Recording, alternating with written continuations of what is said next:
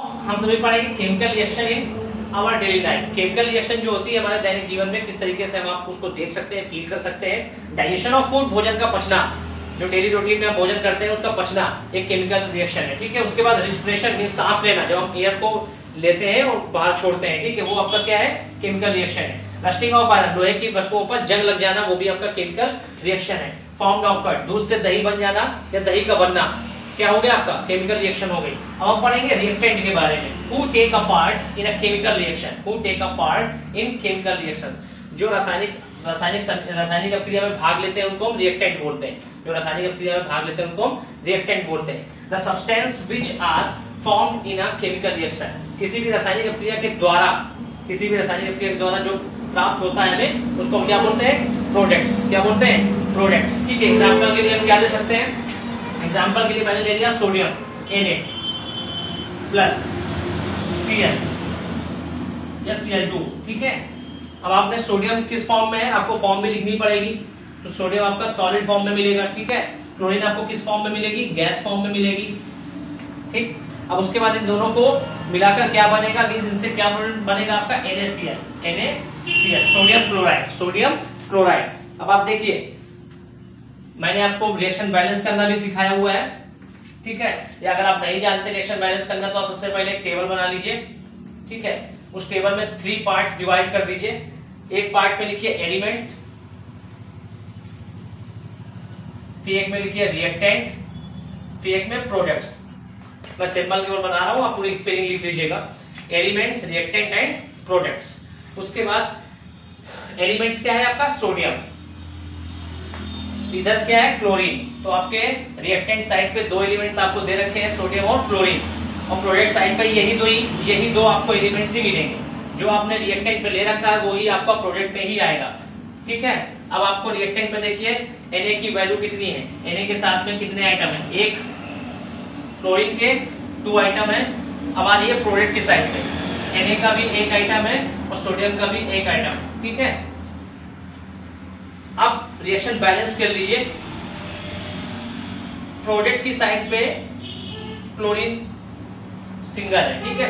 Product की side पे chlorine जो है वो सिंगल है, सिंगल आइटम है क्लोरीन का, ठीक है। तो आपको बैलेंस करना है, तो प्रोडक्ट की साइड पे आप कितने से मल्टीपल करेंगे, 2 से मल्टीपल करेंगे, ठीक।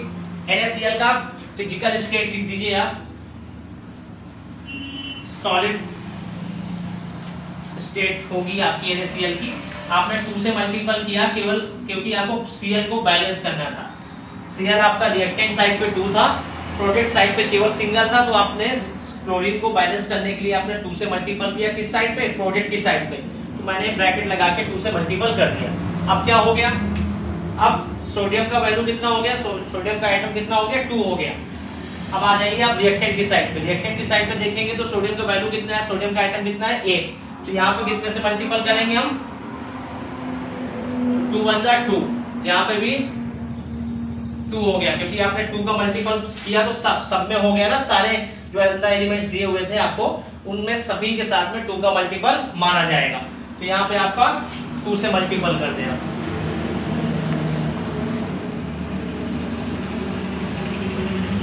रिएक्शन बैलेंस हो गई आपकी। 2 आइटम रिएक्टेंट में है सोडियम के, देख लीजिए 2 आइटम रिएक्टेंट में है सोडियम के। प्रोडक्ट में भी आपको 2 दिख रहा होगा सोडियम, ये देखिए आपको 2 से मल्टीपल आपने किया, सारे एलिमेंट्स में आपका मल्टीपल माना जाएगा, तो सोडियम भी आपका 2 हो गया। फिर प्रोडक्ट साइड पे क्लोरीन कितना है, 2 है, रिएक्टेंट पे कितना है, 2 है। फॉर्म भी आपने सारी लिख दी, सॉलिड, गैस, सॉलिड, ठीक। तो ये हो गया आपका एग्जाम्पल कि जब आप सोडियम को क्लोरीन के साथ गर्म करोगे क्या बनेगा आपका, सोडियम क्लोराइड, जिसको आप क्या बोलते हो, नमक, साल्ट बोलते हैं, ठीक है। Complete. Chemical reaction can be represented by chemical equation, रासायनिक अभिक्रिया को रासायनिक समीकरण के द्वारा प्रदर्शित किया जा सकता है, ठीक है। It involves use of symbols of substance of reactant and products. It involves use of symbols of substance, पदार्थों को किसी सिंबल के द्वारा प्रदर्शित किया जा सकता है, पदार्थों को किसी सिंबल्स के द्वारा प्रदर्शित किया जा सकता है या प्रदर्शित कर सकते हैं। With mention of physical state, with mention of physical state, उनके भौतिक रूप में, अगर मान लीजिए आपने किसी भी रिएक्शन में कोई ऐसा सब्सटेंस ले लिया जो सॉलिड है, तो उसको ब्रैकेट में S लिख देंगे, उसके लिए सॉलिड हो गया। अगर आपने जेल ले रखा है तो उसके लिए हम L बना देंगे ब्रैकेट में, उसका मतलब हो गया लिक्विड। ठीक है, अगर कोई चीज आपने ले रखी है तो उसके लिए हम क्या लिख देंगे, एक्वस। ठीक है, अगर कोई एक्वस फॉर्म में ले रखा है तो आप उसको एक्वस लिख दोगे। अब एग्जांपल के लिए मैंने आपको क्या दिया, magnesium given burn in oxygen give us magnesium oxide. Magnesium क्या होता है, Mg, ये आपका हो गया मैग्नीशियम। मैंने आपसे बोला था एक सब्सटेंस लिखने के बाद दूसरा सब्सटेंस आप जब लिखोगे तो वहां पे क्या लगाओगे, बीच में प्लस का निशान लगाओगे, फिर आप क्या ले रहे हो, ऑक्सीजन ले रहे हो। ठीक है, अब इसकी फॉर्म लिख दो। फॉर्म मतलब mention of physical state. Mention of physical state का मतलब क्या हुआ, इसके भौतिक रूप लिखिए, किस रूप में आप इसको ले रहे हो रासायनिक अभिक्रिया में। तो मैग्नीशियम आपका हो जाएगा सॉलिड, ऑक्सीजन आप किस रूप में लेते हो, गैस रूप में। ठीक है, अब इन दोनों को मिला के आपका प्रोडक्ट बनेगा। ये हो गया आपके रिएक्टेंट, और रिएक्टेंट को मिला के आप क्या बनाते हो, प्रोडक्ट।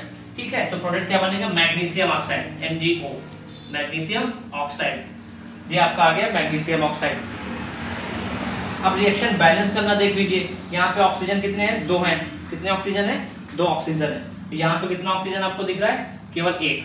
मीन्स यहाँ पे ऑक्सीजन के 2 आइटम्स है और यहाँ पे ऑक्सीजन का 1 आइटम है। यहाँ पे ऑक्सीजन को बैलेंस करने के लिए 2 से मल्टीपल कर देंगे। किससे मल्टीपल कर देंगे, 2 से मल्टीपल कर देंगे। अब इस 2 का मल्टीपल का मीन्स क्या हुआ, इट मीन्स ये 2 का मल्टीपल आप मैग्नीशियम में भी कर रहे हैं, ऑक्सीजन में भी कर रहे हैं। ठीक है, इसी प्रकार से यहाँ पे क्या करेंगे आप, मैग्नीशियम उधर कितने हो गए, 2 हो गए, तो यहाँ पे भी आप 2 से मल्टीपल करोगे तो आपका मैग्नीशियम भी बैलेंस हो गया। ठीक, अब मैग्नीशियम ऑक्साइड आपको किस फॉर्म में मिला हुआ है, मैग्नीशियम ऑक्साइड आपको सॉलिड फॉर्म में मिलेगा। किस फॉर्म में मिलेगा, सॉलिड फॉर्म में। ये जरूरी नहीं है कि आपके 2 रिएक्टेंट से केवल एक ही प्रोडक्ट बने, हो सकता है एक से अधिक भी प्रोडक्ट्स आपके बन सकते हैं। ठीक है, तो आपको ये फिजिकल स्टेट्स के साथ आपको रिएक्शन को बैलेंस भी करना है और रिएक्शन में फिजिकल स्टेट को भी शो करना है। ठीक है, एक्वस सॉल्यूशन के बारे में देख लेते हैं। It is a solution in which solvent is water. एक ऐसा विलयन होता है जिसमें जल जो होता है वो विलायक की भूमिका प्रदर्शित करता है। ये जल जो होता है विलायक की भूमिका को निभाता है। ठीक है, अब पढ़ते हैं how to balance a chemical equations. अब आप रासायनिक समीकरण को कैसे बैलेंस करोगे, कैसे इक्वल करोगे, बराबर करना है। एक मैंने कंडीशन, एक आपको रिएक्शन दे रखा है, Fe plus H2O, Fe3O4 plus H2O, ये हो गया आपका फेरिक ऑक्साइड। ठीक है, अब इसको आपको बैलेंस करना है।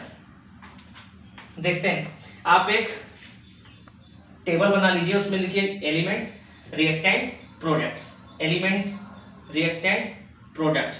ठीक है, एलिमेंट्स मीन्स क्या होता है, तत्व, रिएक्टेंट अभिकारक, प्रोडक्ट्स उत्पाद। समझ में आ गया सभी को। आइए, Fe H2O, आपका इधर क्या बनना है, Fe3O4 प्लस H2O। अब यहां देखिए, जितने भी आपके एलिमेंट्स हैं उसको इस कॉलम में लिखिए। पहला एलिमेंट्स क्या है आपका, Fe, तो आपने Fe लिख दिया। दूसरा एलिमेंट्स क्या है आपका, H, हाइड्रोजन, आपने लिख दिया। उसके बाद तीसरा एलिमेंट्स क्या है, ऑक्सीजन।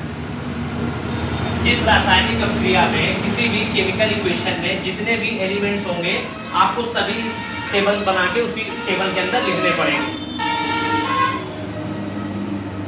देखिए, Fe रिएक्टेंट साइड पे देख लेते हैं पहले। Fe यहाँ पे कितना है, 1 है, तो आप यहाँ लिखिए रिएक्टेंट के सामने 1।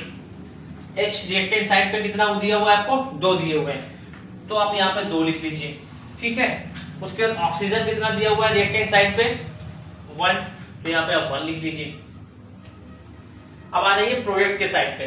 Fe आपको कितना दे रखा है, 3, तो यहाँ पे आपने 3 आइटम्स Fe के लिख दिए। उसके बाद हाइड्रोजन के कितने आइटम्स दे रखे हैं, 2, तो यहाँ पे आपने 2 लिख दिया। ऑक्सीजन के कितने आइटम्स दे रखे हैं,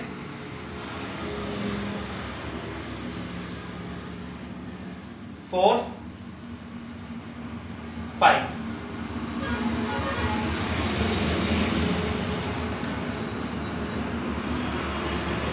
ठीक है, अब इस रिएक्शन को बैलेंस करते हैं।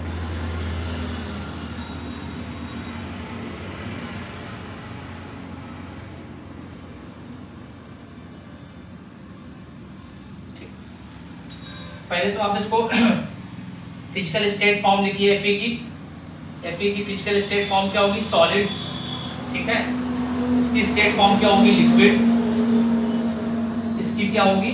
सॉलिड और इसकी लिक्विड। काटना पड़ेगा।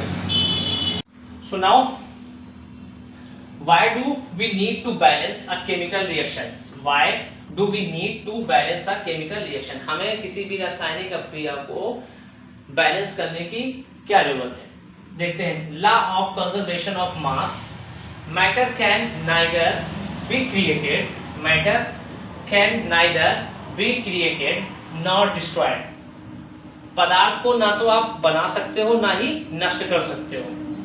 इन केमिकल रिएक्शन, तो किसी भी रासायनिक अभिक्रिया में बनने वाले पदार्थ को ना तो आप नष्ट कर सकते हो ना ही बना सकते हो। फिर so number of elements involved in chemical reactions, जितने भी नंबर्स, जितने भी संख्या, तत्वों की जितनी भी संख्या एक रासायनिक अभिक्रिया में उपस्थित होती है, same at reactant and product side.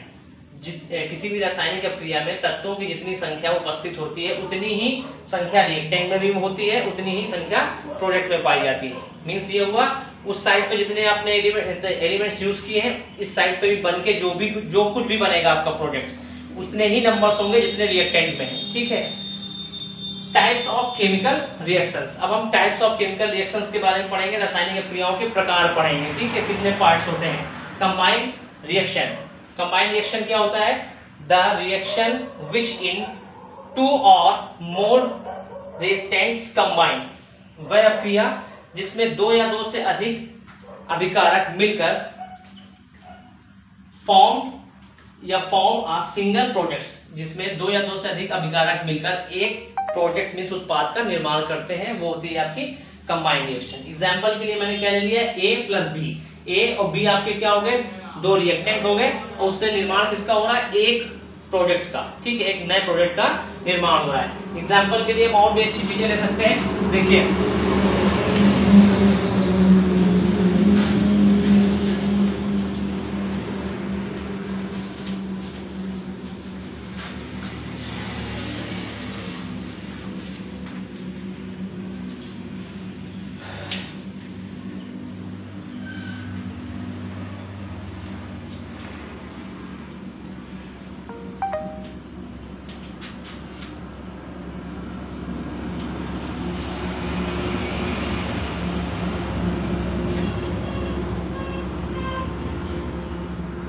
मैंने आपको केमिकल इक्वेशंस लिखना भी सिखाया था, बोला भी था कि फिजिकल स्टेट के साथ पे आप कोई भी केमिकल इक्वेशंस को लिख सकते हो।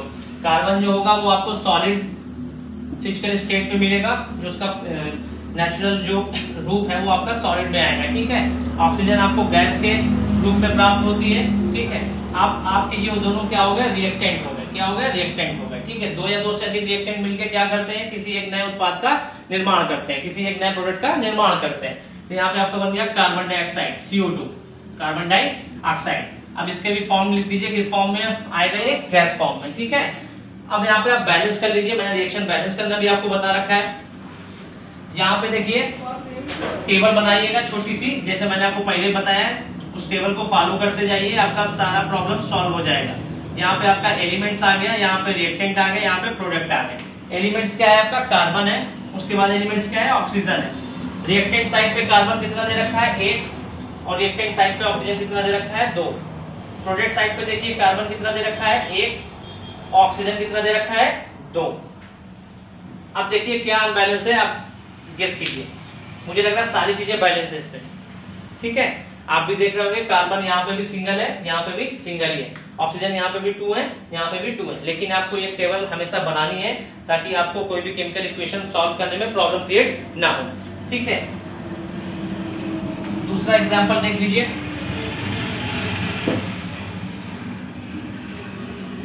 H2 plus O2। H2 आपको किस फॉर्म में मिलेगी? ऑक्सीजन आपको किस फॉर्म में मिलेगी? ठीक है, अब इन दोनों को जब आप बंद करोगे, मींस जलाओगे, तो क्या बनेगा?